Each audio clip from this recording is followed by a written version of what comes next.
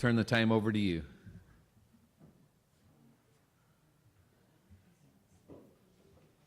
Oh, thank you, Larry. And, you know, there's about 1 billion people on this earth that have high blood pressure.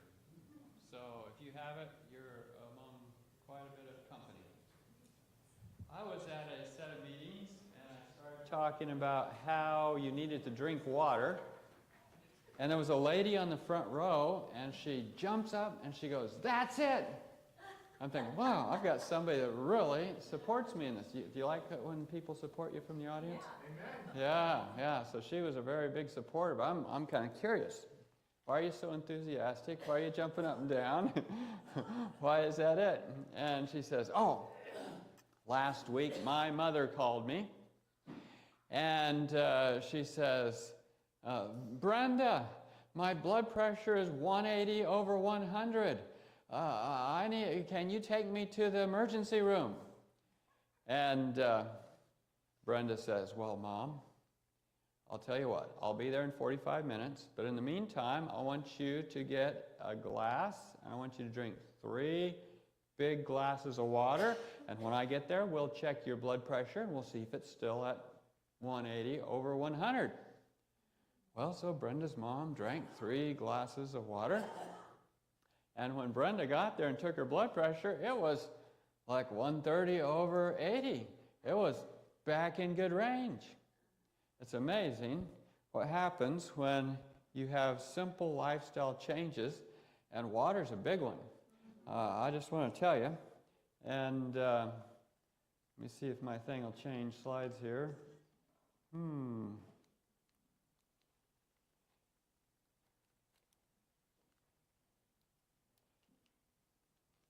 There we go. And so water is a big one. Water's an interesting thing. I was mixing cement this last week. How many have mixed cement before? And I was doing it in my wheelbarrow, and I had it figured out if I put 2 sacks of cement into the wheelbarrow, and I added 1.5 gallons of water, I was pretty close.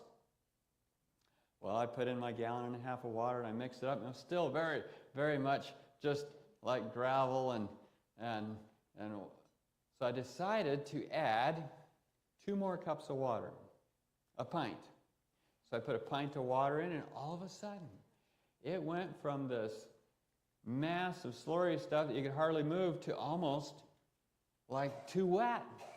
Have you ever done that and your cement gets too wet too fast?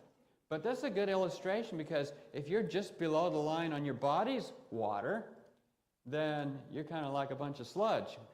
But you get your water above the level where everything's fluid, and it makes a huge difference. And most of your cells aren't just little bags of water. The water is tightly mixed with organelles we call them, all kinds of things inside the cell. And so if you're not drinking enough water, you're going to be like Nancy's mom. Well, then they decided, let's see, is there anything we can do to make water drinking more palatable and also better for our blood pressure even yet? And so they did a little research and discovered that lemon, when you add it to water, really helps blood pressure. So every morning, Mom would get up and she would drink 3 cups of water with the juice of however much lemon she could handle, starting out with 1 lemon, and it totally controlled her blood pressure, and she didn't even need to be on medications after that. Water was the key. Now, being worried about high blood pressure is important. I mean, not that I'm recommending worry, but high blood pressure affects your whole body. It affects your heart. People with a high blood pressure end up with either congestive heart failure or a heart that gets too thick, and have all kinds of names for that, and you end up with a higher risk of a heart attack or a brain attack. What do we call a brain attack? Stroke. Oh, and this is the big one, because once you lose your mind, it's hard to cooperate with anything. Or Alzheimer's. And, does anybody here remember what Alzheimer's was? Oh, yeah. Not Funny, huh? Okay. When we forget everything. And then there's, oh, can everybody see my slide okay? Yes, macular degeneration. This is all the result of high blood pressure.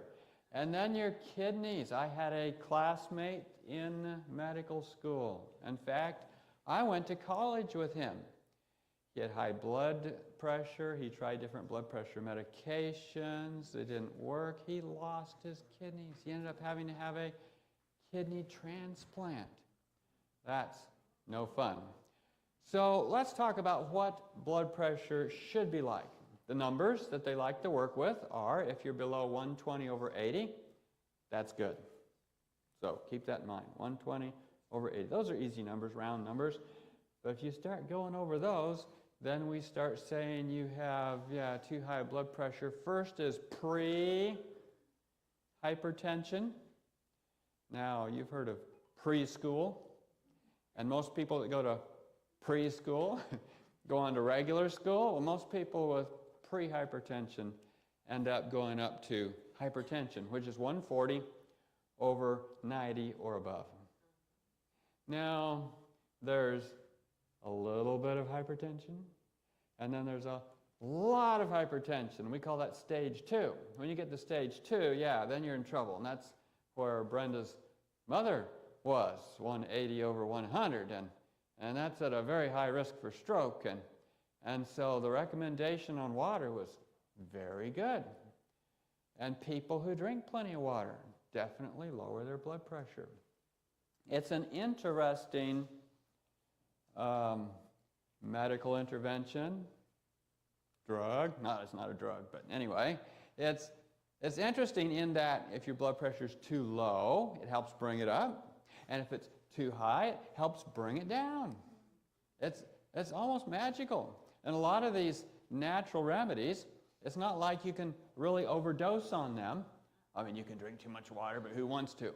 But most of the time, you can't end up in the hospital, in the emergency room, all passed out because you tried a natural remedy.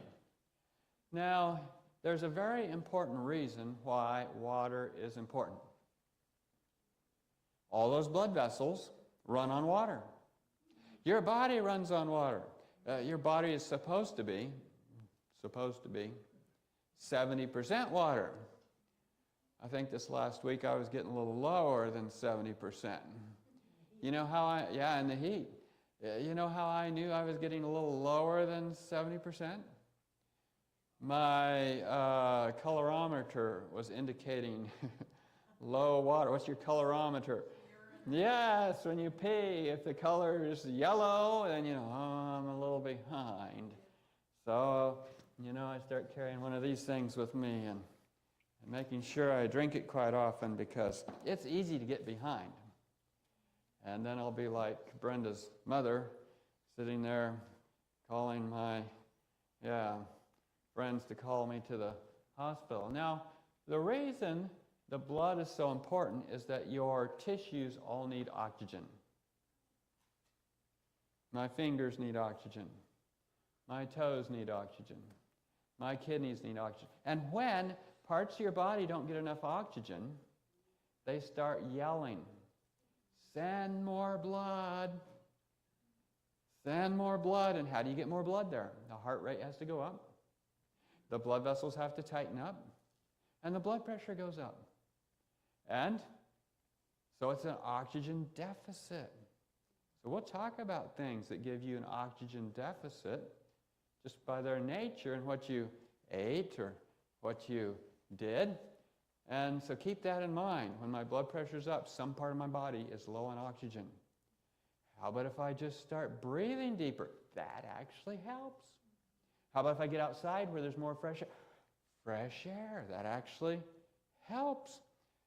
Get away from an environment where the oxygen's been used up by something else, like a freeway, or it actually helps. The other thing is that your blood has to flow freely to all those tissues. You can't have a blockage. What would be an example of a blockage? How about if I wear a really tight belt around my waist? Yeah, makes a difference. a tight band around my chest, tight things anywhere. But you can also have tight things by having plaque in your blood vessels. You know what plaque is? Atherosclerotic plaque. That leads to heart attacks. But it isn't just in your heart. It can be in your legs. It can be in your arms. And then there's your psychological state. Do you think happy people have high blood pressure or low blood pressure? Yeah, see, I don't need to give this talk. And some of you are even smiling. This is good. Happiness. Right. And so fear, stress, worry, yeah, those all tend toward high blood pressure, whereas happiness doesn't. Now, things that you want to do to keep that oxygen up are pure air. Things that you want to do to keep the blood flowing freely are exercise. Things you want to do just to keep the freedom of the blood flow is drinking water, wearing simple clothing, and finally, peace of mind for the psychological state. Now, how much water should Brenda be drinking? No, Brenda's mom. Well, it sort of depends a bit on your size, but not a lot. And the U.S. government and the military decided to try to figure this out.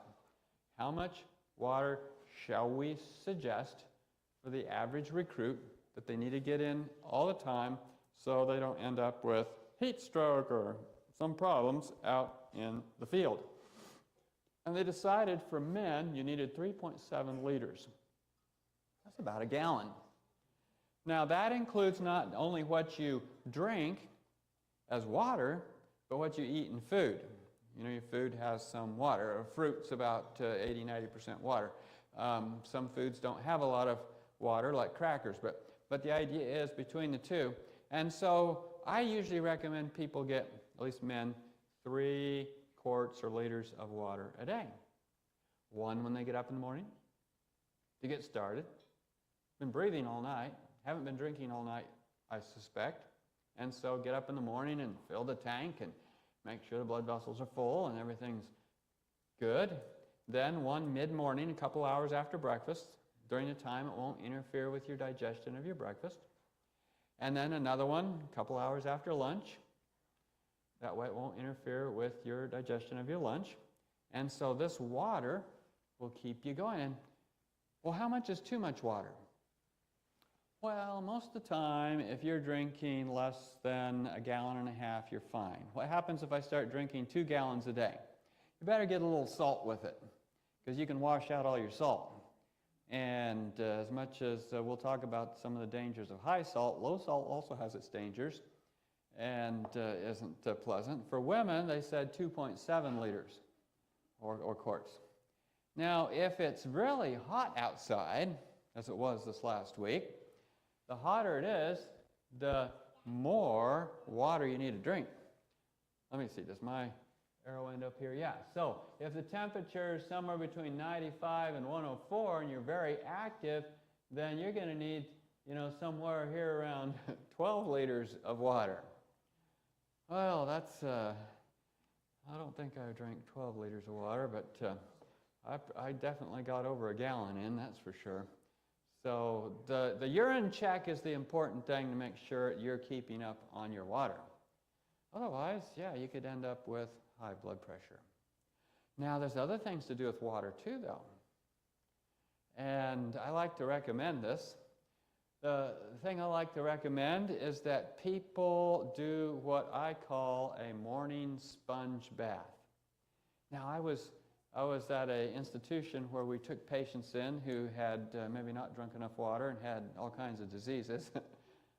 And we were having morning rounds, me and my staff, and I recommended that my patients all drink their water in the morning and then do this sponge bath thing. And one of my therapists put me on the spot. Do you like getting put on the spot? She says, well, you're asking the patients to do that. Do you do that? Wow, I hadn't been doing that. And I said, well, I'm not sick.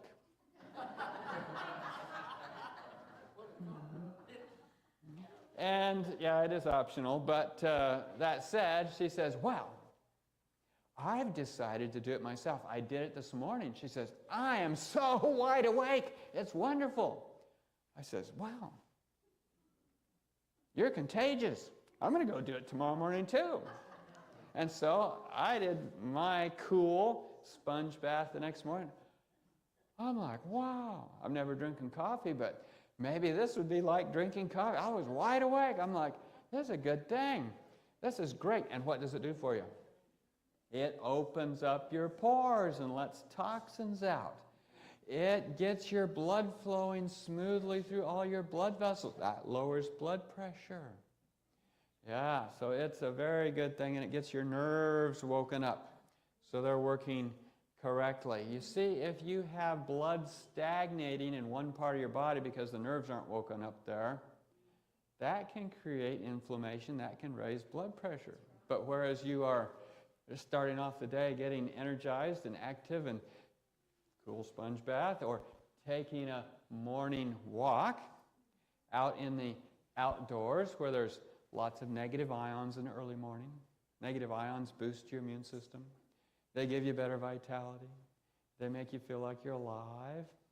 Instead of sitting indoors where the air has been rebreathed by everybody in your home multiple times, including the molds in your corners.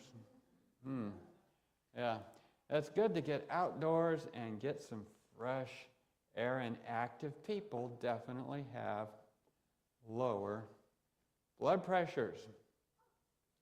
Now, let's talk about food. We've talked about water.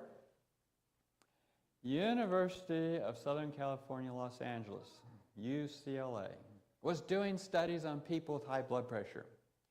They wanted to try different foods, different diets. They had different names for them. The DASH diet, the this diet, the that diet. And the different diets tried to, one was a Mediterranean-based diet, one was a low-salt diet, but now they're going to try another diet and see how it worked. And this would be their largely fresh fruit and vegetable diet. Their goal was to get 80-90% fresh fruits and vegetables. They really achieved about 60%, but they weren't too upset with that, because as they did this and put these people who had high blood pressure on this good food, these people who were also overweight and had high blood pressure on this good food, they lost weight and their blood pressure became normal. But something happened in the research that sort of made the researchers, well, not entirely happy, but sort of curious. You see, if you're doing a research project and you want to make sure that your research is impeccable, that it's really accurate, then you want a bunch of people and you want to change one thing. Not 2, 3, 4, 5, 6, 7, 8, 9, one thing. If they change something else too, they've introduced a confounder, something that might mess up the research. Well, they discovered that 80% of these people had introduced a confounder. They're doing something we didn't tell them to do. We just put them on fresh fruits and vegetables, and what'd they do? 80% of those in that study who smoked or drank alcohol abstained spontaneously. They just quit. You're thinking, wow, that's amazing, because Alcoholics Anonymous, which claims to get people off alcohol, only gets 25%. That's their numbers. That's what they're figuring. And these guys going on a diet that was largely fresh fruits and vegetables, most of them who had these other habits that would cause high blood pressure quit. That's absolutely amazing, because this has all kinds of implications. If you listen to me talk at other times on other topics, you'll see I pull this study in for other reasons. There's good food makes for good living. And all these fresh fruits and vegetables definitely help relax the blood vessels. Fresh fruits and vegetables help make the blood flow more freely. Fresh fruits and vegetables are high in vitamins that thin the blood, like vitamin C. These are all good things that you want so that you'll have low blood pressure, that the blood will flow freely to all parts of your body so everything gets oxygenated. Whereas caffeine tightens up the blood vessels. makes it so your blood pressure goes up. Tobacco tightens up your blood vessels, makes it so your blood pressure goes up. Alcohol, the more you drink, the higher your blood pressure goes. And so these people on their fresh fruit and vegetable diet, spontaneously stopping these things, ended up being confounders, but they proved an important point. Good diet makes for good living. Now, those are good things, fresh fruits and vegetables. What would be things that would be unhelpful? Any ideas? Sugars. Yes. Boy, you're onto it. What else? What was that? Fried stuff. Yes. Yes, fried stuff. Definitely. Oils. Okay, I see a hand back there. Oh. Okay, very good. So let's talk about oils. Oils are dangerous for making blood pressure go up. Why? Well, they reduce the oxygen carrying capacity of the red blood cells. When those red blood cells get coated with oil, from oil in your diet, especially from bottled oils, seed oils, any kind of oils, then you end up with blood cells that won't carry as much oxygen to the tissues. The tissues start yelling for more oxygen, and that tells the body to tighten up the blood vessels and speed up the heart, and up goes the blood pressure. And so this is dangerous. They thicken the blood, literally. High triglycerides make for very thick blood. That's what oil is triglycerides. High triglycerides thicken the blood, high cholesterol, and this makes the heart have to pump harder to pump that thick blood around. This makes it so that the blood pressure has to be higher to get that thick blood to go out to your fingers and toes. High blood pressure. And so taking oils out of the diet, that's very helpful. Now the other thing that happens, especially with frying there, Scott, is that the frying makes the oils raise inflammation in your body. Oh, inflammation. What does inflammation do? What would you see at your feet if you had a lot of inflammation? Swelling. I've had people say, yeah, I had swollen feet. Doctor said it was my heart. I started eating a good diet. The inflammation went down in my body and all the swelling went out of my feet. It was the inflammation. It was affecting both the heart and the feet. So this is huge. And so you don't want high inflammatory diet. And the other thing is that refined oils make people have strokes at a younger age. They lower the age at which the average stroke happens. More oils, more strokes. This is any kind of these processed oils.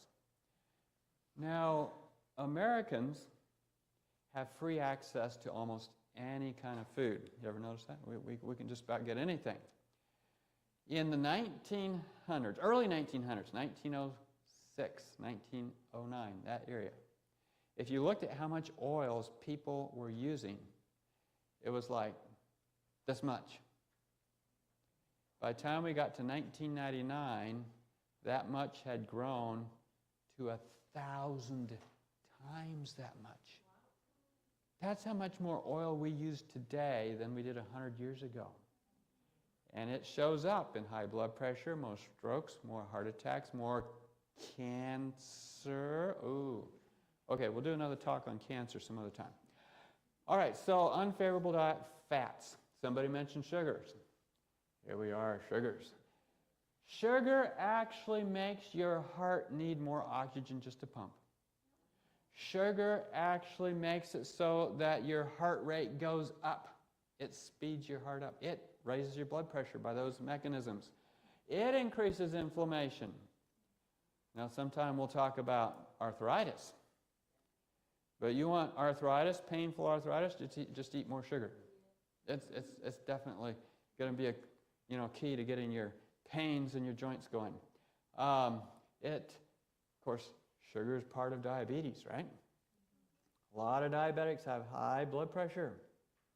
It's pretty simple. So why do they have high blood pressure? The sugar in the blood goes up.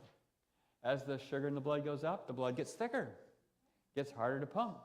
What's more, the sugar doesn't just stay in the blood. It starts coating everything We call it advanced glycation end products. We call it hemoglobin A1C, which is sugar-coated red blood cells. We call it all kinds of things, but everything gets sugar-coated. And yeah, sugar-coated. These people are just a little too sweet, right? Oh yeah, a little too sweet, and they gain weight. And oh, gain weight. For every extra pound of fat you carry, it takes a lot more blood, like a mile more of blood vessels. And that mile more of blood vessels is going to take more blood pressure to get the blood out there. Also, sugar compromises your kidney function. Now, look at it this way.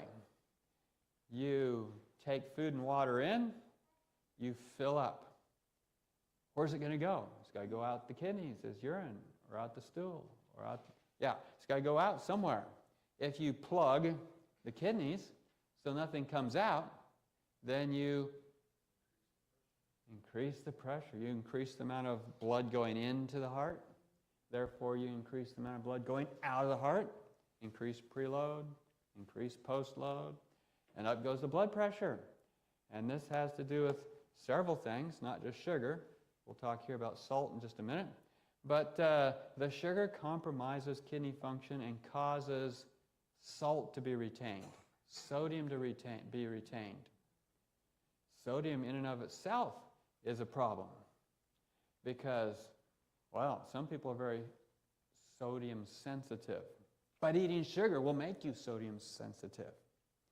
And so the American diet that's basically salt, sugar, fat, whether it's Italian or Mexican or Mongolian or whatever, you pick your flavor of these things, go to the fast food restaurant and get it branded with their spices, but yeah, all this stuff, it's going to make you have high blood pressure. Now, salt does something else too that I didn't realize until I started studying autoimmune diseases, and that is salt makes your blood vessels get inflamed. Inflammation settles into the blood vessels. The blood vessel walls have three layers, an outside one that's up against the muscles, a middle one, and an inside one that's against the blood. The middle one is called the intima. The intima gets all inflamed when you eat more salt. As that inflammation increases, it might show up on your face as little blood vessels. When you get a whole lot of them right here, we call it lupus. Lupus is nothing but inflammation of blood vessels. That's an autoimmune disease. Wow. Well, so this inflammation from too much salt ends up making this inner layer of the blood vessel get inflamed, and inflammation turns in the long run into scarring. Scarring is when the tissues get really hard. Oh, have you heard of hardening of the arteries? Salt causes hardening of the arteries through inflaming the intima, through causing the blood vessel to have inflammation. And so this is a big problem. Salt also causes you to retain more fluid. Again, more fluid coming in the heart, more fluid getting pumped out of the heart, a big load coming in the heart, big pumping, up goes the blood pressure. So these are all things that affect your blood pressure. So you see why these UCLA researchers were wanting to try the fresh fruit and vegetable diet to see what it would do to their patients' blood pressures? It works. Lastly, animal products tend to be a problem. If you just look at the comparison between people eating lots of animal products and those on the UCLA fresh fruit and vegetable diet, the animal product users have 6 times the risk of high blood pressure. A lot of those animal products have hormones in them that drive your blood pressure up.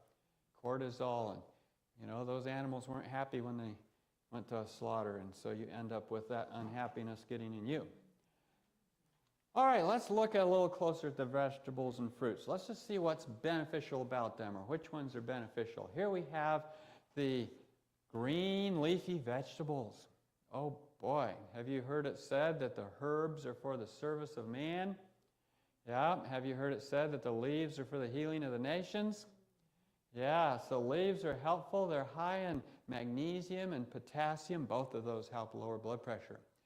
I don't recommend taking them as supplements. I recommend eating the good food where God put these wonderful minerals. Spinach is high in folate. That's been shown to lower blood pressure. We got celery, eat it or drink it. We got carrots and ginger and broccoli. Those relax the blood vessels. And beets and basil and garlic, supplements or whole. Some people don't like eating their garlic. Onions, raw, tended to be more useful than cooked ones, but you know, these are beneficial. Also fruits, different kinds of fruits. Eggplant and tomatoes. Aren't those nightshades? Well, yeah, but they help your blood pressure. Then there's squash and pumpkins. They're high in potassium. Cranberry works like a doctor's pill. How many like cranberries? They should be coming into season in November, right? And if you go to our website, we have a recipe for cranberry salad. Very healthy. It's got cranberries as well as orange and apples and dates and nuts and very delicious. Apple a day will keep the... Is that true? Well, very helpful, yeah. Pomegranate, grapefruit. Grapefruit makes the blood flow through your arteries more smoothly. Grapefruit makes it so that you don't have thick blood. And then olives act like another pill that the doctor might give you as a calcium channel blocker.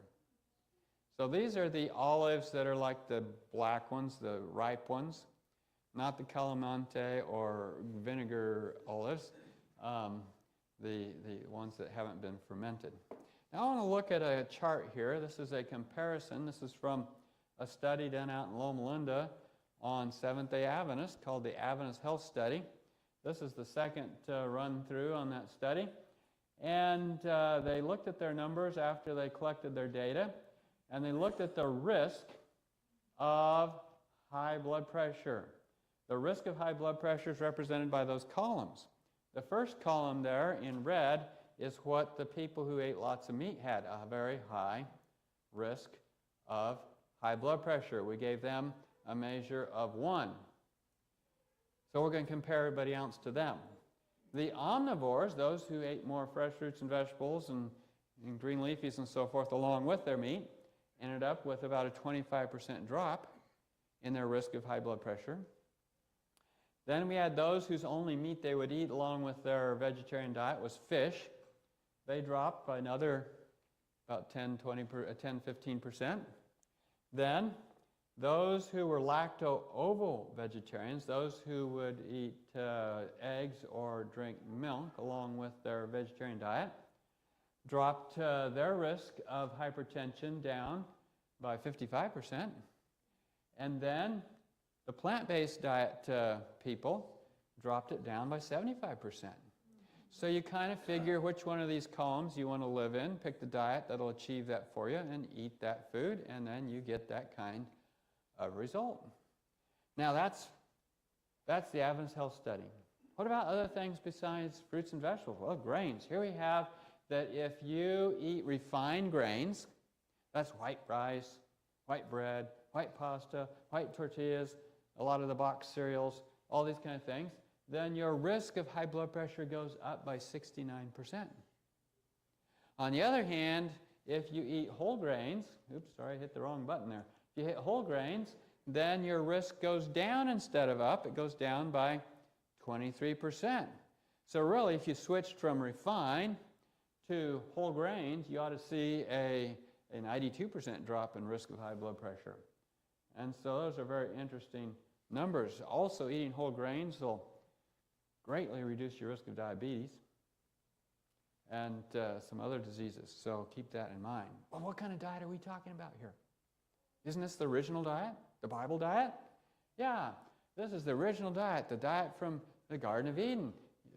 Fresh fruits and vegetables, nuts and seeds. And then after they came out of the garden, they ended up eating the plants of the field. And so the original diet, the Bible diet, has a wonderful impact on blood pressure. Now, we're talking about food. How about if we quit eating food? well, at least for a short period of time. I had a lady called me from, I guess it was down here in Hot Springs. I can't get my blood pressure down. I've tried everything. I've done everything that's mentioned in your paper, and nothing's getting my blood pressure down, and I don't know what to do, and they're wondering if I have some kind of endocrine tumor that's putting off hormones making my blood pressure go up. And well, studies show that fasting can bring your blood pressure down. And so she got into a fasting program. She took a fast and broke the cycle so that after fasting, I think she fasted for 5 or 6 days, she broke the cycle, got over the high blood pressure, and then it was good. And studies show that 1 day a week fasting can be better than many blood pressure medicines at keeping your blood pressure down. What that tells me is most people are eating too much food. Most people are packing it in too much. Most people, if they gave their body a chance to clear out, to clean out, it's kind of like if you're always putting food in and you build up plaque or whatever, it won't stop. But if you stop and take a break for a day or maybe even 2 or 3, then your body can clean out, the blood vessels can clean out, and the blood pressure can come down and be calm. But very interesting, the effect of fasting on blood pressure. Another way to fast is just pick 1 meal a day and fast. Supper's a good one. I had a couple out in, I guess it was New Hampshire. They were in their 50s. They didn't want to have high blood pressure, but they did. And the husband could not get his blood pressure down. And it's another one of these people that called me up and said, I've tried everything in your handout and it isn't working. I says, oh no, my handout's been a failure. I thought, okay, well, let me do a little diet survey. What do you eat for breakfast? I went through it. What do you eat for lunch? Do you eat supper? Yeah, I eat supper. What do you eat for supper? It was a fairly big supper. I said, okay, well, here's the next step in good, healthy lifestyle, and that is dropping off the supper. Let's have you try dropping off the supper and not eat a 3rd meal. Just eat your breakfast and lunch. And they did, and blood pressure went to normal. It's like, wow, that's great. And you see, when you eat a big supper, it takes 3 times as long to digest as what you eat for breakfast.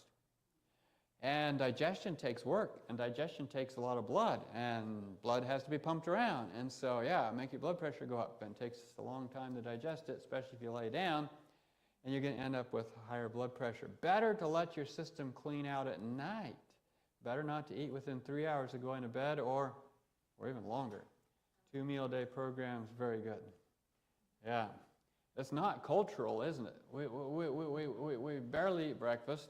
We rush a lunch, and then we come home and sit around and snack or eat all evening with our friends and family, and it becomes such a social time, and then we say, take away the food. Well, that represents my social time. Well, we don't have to always eat on social times, do we? Do something else, right? Okay. Now, my grandfather had low blood pressure. Too low. He went to the doctor. The doctor says, well, everybody else is eating salt and getting high blood pressure. My pharmacopoeia says that I can prescribe you some salt pills. I'm going to prescribe you some salt pills. So my grandfather came home with salt pills. We're going, you got salt pills from the doctor? What's that all about? This when I was a kid. And so we looked at that and we says, Now my grandfather was an interesting fellow. He was a wheat farmer in Kansas. He grew seed wheat. And but when he got older and decided to retire from growing seed wheat, he did lots of gardening while my dad and our family grew the seed wheat. Well, he got to where he would always wear overalls. You know what overalls are? Bib overalls, sort of suspenders built in the top and a front here and usually denim. But he would wear, during the winter, he would wear underneath that long johns. But he didn't just have the quilted long johns, you know, or the regular cotton long johns. He had, well, they were. He had the quilted ones. They looked like a quilt. They were the heavier ones. He decided to wear those. He quit. He didn't know when to stop wearing them. So during the summer, he kept wearing them right through. We discovered that why he had low blood pressure, was because he was spacing out more blood into those hot extremities. Very interesting lesson, because the reverse is true.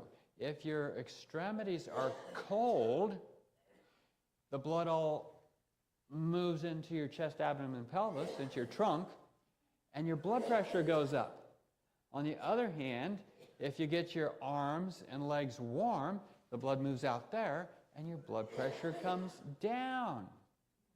And so very important to think about how you're dressing, both in whether or not you're keeping everything warm or whether you have tight bands, as we mentioned earlier. Now, my grandfather, he's getting plenty of exercise out there working in his garden. He had a huge garden. My grandma always complained, "You're making a garden like we still had 6 kids at home." And so he would peddle his produce off the farm some. But exercise does help lower blood pressure. Couch potatoes have higher blood pressure. Why do couch potatoes have higher blood pressure? Because your big muscles get stiff. You ever sit down too long and you go to get up and you're like, "Oh, I sat down too long." You get stiff. Well, as your muscles get stiff, the blood vessels get stiff. As the blood vessels get stiff, they don't let the blood flow through as easily. As they don't let the blood flow through as easily, it takes more pressure to pump it around. So activity keeps your blood vessels supple, smooth, relaxing, and you have lower blood pressure. We've become a very sedentary society. We sit around a lot, in our cars, in front of our TVs, in front of our computers, and we end up with high blood pressure. So exercising those big muscles, doing sit-ups, getting out in the field and doing things, it's very helpful. My grandfather also got lots of good sunlight. Benefits of sunlight. They took one group of people and sent them out in the sun for 1 hour a day. They wanted to see what it would do for their immune system. And after 2 weeks of being out in the sun 1 hour a day, they checked their immune system. Great, it improved their natural killer cells. I'm thinking, 1 hour a day? And that becomes a study? Yeah, because everybody doesn't go out in the sun 1 hour a day. They sit inside, and they jump in their car and they go to work and go inside and they work. And then they're in work all day and inside. And then they come and jump in their car and come home. The sunlight doesn't go through windows much, especially modern windows. We had friends that decided that they would put new windows in their house, windows that were more efficient. What do we call that? Low E glass. They had a lot of house plants. They had a lot of house plants. Had. All those plants died. The sun coming through the windows didn't provide the levels of infrared and ultraviolet that you need for you to survive or the plants to survive. Oh yeah, you could see through them and see there was some sun outside. You need that sunshine. Sunshine makes it so that your blood flows more smoothly through your blood vessels. It actually reduces the friction between the blood cells and the walls of the blood vessels. Sunshine makes it so that your serotonin goes up. That helps lower your blood pressure. And your melatonin. Sunshine makes it so your blood vessels relax better under nitric oxide. Sunshine, we just don't get enough sunshine. And so getting more sunshine, getting out there, wearing white clothes actually is more beneficial if you don't want to go out there naked. Yeah, okay. And so important to get the sunshine. It raises your vitamin D, and that helps lower blood pressure as well. If you aren't getting your sunshine and you're getting lots of lights at night, artificial lighting at night, this makes it so your melatonin goes way down. And when your melatonin goes down, guess what goes up? Blood pressure. Melatonin helps along with serotonin to lower your blood pressure. So if you're on your computer after sundown, if your lights are like LED lights after sundown, if you're getting lots of blue light, then your blood pressure is going to be higher. A lot of other things go haywire. Now, another thing that we want to think about, yes, is tight bands. The choice is between either belts or suspenders. See, I got my suspenders. And my blood pressure is good. Another thing that's helpful is how you breathe. If you're breathing with your shoulders very shallowly, it makes it so the blood is harder to move in and out of the chest with the pump of your heart. It raises your blood pressure. Whereas if you're breathing naturally with your diaphragm, then the tensions or the negative pressure inside your chest helps to keep the blood flowing much more smoothly. And so breathing well helps. Now let's talk about something that we mentioned earlier, and that's psychological stress and the impact on blood pressure. Mind-body connection. First of all, it's been said that nobody has ever died of a heart attack while watching a fish aquarium. Well, that might be a bit mythological, but there's a lot of good physiological reasons why watching a fish aquarium or being in natural scenes or just peacefully watching something that keeps you calm helps your blood pressure. And that's important to realize. And so thinking on natural things, because if you move to the city, your blood pressure is going to go up on average by 23 points. 23 points. Yeah, that's a lot. That could send you from 120 to, 143, and you'd have high blood pressure. So recently, they've been stressing having green spaces in cities to try to help combat that. But the stress of the city, the busyness, everybody running everywhere, people with better cars than your car, that's stressful, isn't it? No. Joneses and who's got the best stuff and the city. So the city folks need to go out to the country. That would be a good thing. Walking outdoors amongst the trees, flowers, and God's great wonders definitely lowers blood pressure. The Japanese have done a lot of studies in this area. Fascinating the things they keep finding about, well, if we just put them back in the garden where God made them. Make sense? Yeah, that's our ecological niche. Yeah? We're supposed to be in the garden, not in the city. Who was it that built the first city? Wasn't it Cain's descendants? Yeah, and then Lamech, I don't know, this is, and then there was Nimrod, the big city builder, and the Tower of Babel, and yeah, God said, get going, you guys. You guys are going to speak Japanese. You go to that island. You mixed up their languages and sent them out and away and got them back into the country. And the Lord said, and the Lord God planted a garden eastward in Eden, and there he put the man whom he had formed. Now, things that raise stress. Have you been noticing how many earthquakes there's been recently?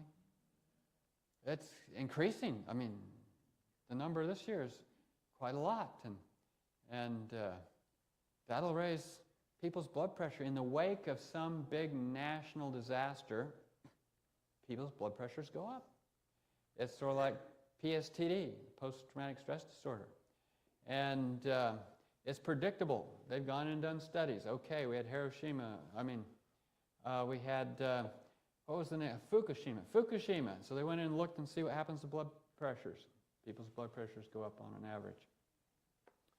Just the fear and the stress.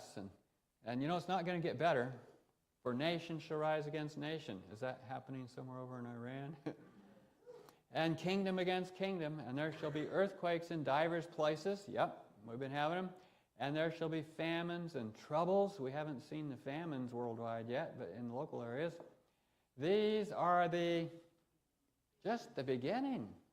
And this is all from Mark, this is all evidence that the Lord's coming is coming soon. Boy. Well, all right. Now there's another thing. People who are bitter, angry, can't forgive, have high blood pressures. This is a big cause of high blood pressure. On the other hand, forgiveness. A spirit of forgiveness has been shown to lower blood pressure. Forgive one another, even as God, for Christ's sake, hath forgiven you. Forgiveness brings calm, helps reduce stress, helps make it so your blood pressure is good. And getting back to our country living, you know, Jesus went out in the garden often. What did he do there? He would pray. That's a good thing to do. Meditate and pray out in nature. Get out away from the stress and everything. And they've studied this, especially when you go someplace where it's bigger than you. They call it the awe experience, being on top of a mountain, looking over scenery. And this awe experience has been found to promote both physical and mental health. It's like, we need that. So go climb a mountain? Yeah, find a hill, climb up, look out, spend some time thinking and not just running here and there, looking at something bigger and grander than yourself. It brings humility, they say, according to studies. And as we behold the beautiful and grand in nature, our affections go out after God. While the spirit is awed, the soul is invigorated by coming in contact with the infinite through his works. Isn't that amazing? And so looking at these things, as one of our early presidents, I think it was Eisenhower, would take his staff out on the lawn at night and look at the stars, and they would look at the different stars and talk about them, and finally he would say, okay, that's small enough, meaning himself, now in comparison to that, was now put back down to size. We can go in now. There's something about looking at the big and the grand that helps put you back in your place, bring you back to your humble roots, and makes it so that you aren't so worried about keeping up with the Joneses, and it gives you a healthier blood pressure. It definitely does. And so whether it's looking at big things like a beautiful sky, mountains, or sea, or looking at small things, intricacies of flowers, thinking about, really intelligent design, and what went into forming such a beautiful thing just for us to look at. Beauties of God's creation are there for us to appreciate. And so when we contemplate these things, it helps. We in a modern society don't take time to slow down and look at beautiful things, do we? Oh yeah, look at there. Okay, let me keep going. No, stop and think. Or grand themes, like the plan of salvation. Greater love hath no man than this. Then he lay down his life for his friends. Spend a thoughtful hour thinking about these things. Or the future life. Older adults. It's interesting that when we think about this, people who think about their future in the light of heaven have a better outcome. This was a study done at the University of Michigan, in Michigan, and they looked at older adults and what they believed and its impact on what happened to their blood pressure if a loved one died. So the stressor, loved one died. Outcome is blood pressure high or low. What was the thing that they were considering between groups? What they believed. The older adults who believed in a good afterlife. If they had a loved one die, their blood pressure didn't go up near as much. Didn't go into hypertension as those who believed in a good afterlife. Kind of reminds me of what John says, marvel not at this, for the hour is coming in the which all that are in their graves shall hear his voice. That's Jesus' voice. And shall come forth, they that have done good, unto the resurrection of life. Oh, low blood pressure. And they that have done evil unto the resurrection of damnation. Oops, that might be high blood pressure. Yeah. Interesting. And so future life eye hath not seen, nor ear heard, neither hath it entered into the heart of man the things which God hath prepared for them that love him. That should bring low blood pressure. How many want that kind of low blood pressure? Yeah. In summary, letting blood pressure go, avoid excess salt, meat, and processed sugar and fat. Eat a delicious whole plant-based diet, high in fiber, minerals, vitamins, and antioxidants. Make weight control a habit. Avoid the pitfalls of tobacco, caffeine, and alcohol. Keep well hydrated with pure, vitalizing water. Add a little lemon too.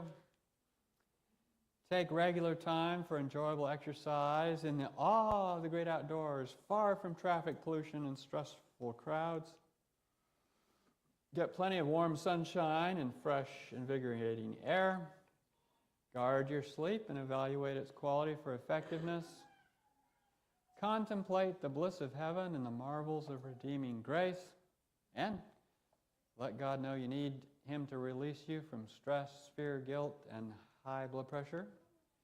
And rely on him for guidance as you come more into line with his original plan for diet and lifestyle. That sound good? All right. Well, in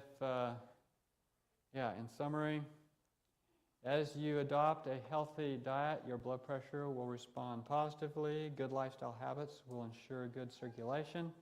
Rest and peace will be reflected in a calm pulse, steady heartbeat, and a healthy blood pressure. Now, if you go to my website, northernlightshealtheducation.com, you can download a handout, or we have a few here. If anybody wants one, we have a few. So raise your hand, and we've got a few here to hand out. Otherwise, you can download it or read it online, or you can go to this church's website or YouTube channel, and they're recording it right now. You can review it. But got some questions, Mike? No questions. Oh, okay. All right.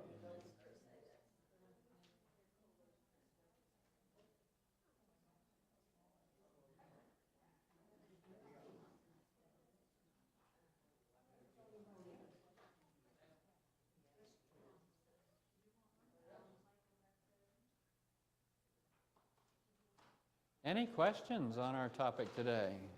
Ellie? It's not really a question. I think we need salt, but we need the good salt. You didn't mention that. We need Celtic sea salt that has the minerals in it, and it's a good idea when they take water, especially all day long, that they take a little crystal Celtic sea salt quite often with it. Okay, she says you need a little salt, and you need good salt. And yeah, we need good salt, and we need a little. You don't need the salt. Don't need a lot of salt, but physiologically, you need about 1/8 of a teaspoon a day. Other questions or comments? Yes, Robert. The suspender belt, Yes. can you expand on that a little bit? Yes, okay, good question. When you have a tight band around your waist, in other words, you hang your trousers from your waist with a belt, it tends to put pressure on your abdomen. In turn, it changes the blood flow in the wall of your abdomen, and in turn, it changes the blood flow in your intestines. In the studies they've done, like in the Japanese, they like to do this. I don't know why they like to do this, but anyway, it slows the transit time of food going through your intestines. It raises the temperature of your intestines and your rectum, and it creates for more inflammation, more clumping of blood cells together, what we call rouleau, and it makes the blood pressure go up.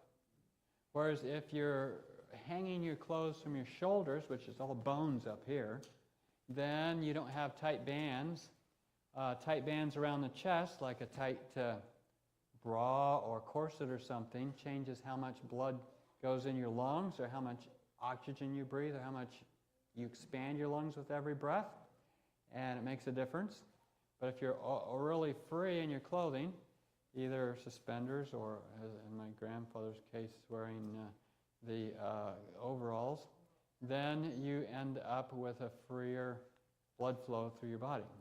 Tight bands around your ankles with red marks where your socks were. You end up with poor blood flow to your feet. It changes the blood flow clear through your body, especially for men in their prostates, more prostate problems, just because the blood isn't flowing freely to the feet and back. So it's very interesting. We say perfect health depends on perfect circulation.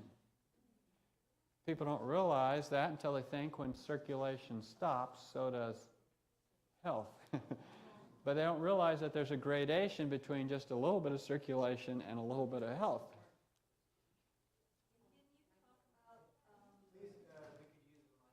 So I appreciate what you were talking about salt. And could you talk about Celtic salt, or the salt that has all the minerals in them? Right, so we use Celtic salt, and maybe not so much for worried about minerals as what sometimes is in just the commercial common table salt. A lot of it has high levels of fluoride and aluminum. The aluminum to keep it flowing. When it rains, it pours. Remember that old ad? And the fluoride just to make sure the population, the Braves aren't too restless.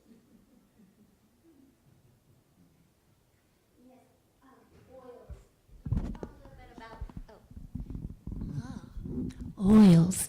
Can you talk a little bit about oils, like coconut, avocado, olive, the best oils, and which ones are better for the high heat versus the low heat, and those kinds of things, so we're not getting the oxidation? And can you just go through that a little bit? Yeah, I'll tell you. On my website, if you go to my videos, I have a whole video on oils. And I believe I also have it as a handout now. I do a whole talk on this whole thing of how we've become this oil society. And we have, you go to the supermarket and there's a whole section. And you can get oils out of anything, whether it's avocado or olive and sunflower, seed oils and grain oils or whatever, soybean oils. And without going through a whole talk on it, what really tipped me off is one of the people that I interact with a bit, who's a famous doctor from New York, does a whole thing on oils, and he pointed out that when these oils come from the factory, they're loaded with 3-MCPD. And I'm like, well, what's that? Turns out that just the way they make the oil, nothing they add, nothing they remove, puts toxins in the oil. And the result is that there's a higher risk of autoimmune disease, cancer, diabetes, and the whole processing thing. You see, the reason we object to perhaps sugar, white sugar, is it's got nothing but carbohydrate there, and it's very refined. Well, the same is true of all these oils. Nothing but triglycerides there. And yeah, they got different chain lengths, but it's missing a whole lot of stuff. And so all these oils are very concentrated food. And there's a famous nutritionist that gets on YouTube. He compares olive oil to Twinkies. He says, okay, let's take them serving for serving. Which one has more fat per serving? Oh, oil's got 3 times as much as the Twinkies. Oh, that's not a good thing. Which one has more fiber? Well, the Twinkies have a little bit. The oil has none. Let's see, which one has a few vitamins? Well, this has a little iron and a little vitamin C. This has none. Well, this is the worst junk food. And he's right. It's nothing but pure fat. It's like, why would I do that to myself? Why not eat the olives? Whoa, then we're talking good. Then we're talking nutrition. Then we're talking the way God packaged it. Then it hasn't been oxidized. For example, a flaxseed. I was in the supermarket the other day. I wanted to see maybe I should get some flax and then rotate my stock. And so I looked at the package. Oh, expiration date 2020 8 or something. I'm like, it'll last 2 years? Yeah, because it's totally encapsulated. It's got a nice shiny shell, if you please. Not really the shell, it's just the seed coating. It doesn't let oxygen in, it doesn't, and it attends to its oils. If you grind that flaxseed without putting any chemicals with it, it has 6 weeks and it's rancid. 6 weeks. Make sure it's within 6 weeks. Grind your own. Yeah, grind your own. Well, this is true of all these things. The olive, the oil's better in the olive. This is true of any of them. Once you've released them and separated them from the enzymes and the fiber and the antioxidants and all these good things, it's just going to deteriorate. And then you fry, as Scott said. You make trans fat, you make oxidized lipids, you make all kinds of stuff that's really dangerous. They like to feed deep fat fryer fat to rats and see what happens. Oh, things happen. They get diabetes, they get obesity, they get macular degeneration. I mean, it's really rat poison. Anyway, so I'm all for using natural things in their natural form and not using all these bottled oils. Now, this is sort of going beyond our hypertension talk, and the lower you can lower the intake of fat from these processed sources, the better off you're going to have, the better results you're going to have trying to get your blood pressure down naturally, if that makes sense. But if you want the whole story, or look at my video on oils, oil, the ultra-processed food is what it's called. Yes. Yes, recipes, alternatives, yeah. Right, yeah. Because you have to have something to just change it out with. Saute in water, don't fry. Use things like, for moisture in bread, applesauce or other plant-based sauces, or for more oil, put in soy flour, that kind of thing. What about the idea when they roast nuts like peanut butter and almond butter and sesame seed butter and sunflower butter? Most of them are toasted, aren't they, at least? What does that do to the oil? Yes, well, you're getting into the finer details of things, but some people are just wondering whether they should go vegetarian. But yes, when you heat up oils, they deteriorate. When you roast almonds, especially dark, it makes trans fat right in the almond. It oxidizes the oils, depending on how much you roast it. So if I'm going to roast almonds for making something, like if I want to make almond butter with a machine, I will put it at a very low heat and do it over a period of time to roast them sort of easily, how do I say that, moderately, and then it's much less likely to have the trans fat or the oxidized fats. Yeah.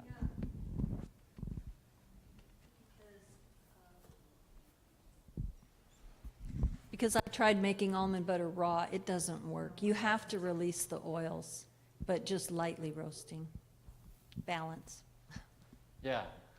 Yeah, so you can lightly roast it. Well, very good. Before we get off into any other more difficult topics, we better let you all go home. But if you go to my website under online videos, I probably got 50, 60 videos there covering all kinds of interesting topics like this. And you can just watch them. Yes, you're welcome. Very good. You've been a good group. Thanks for coming. And how many would like us to schedule more talks like this? Yes. All right, we'll have to get those in the works at a later time.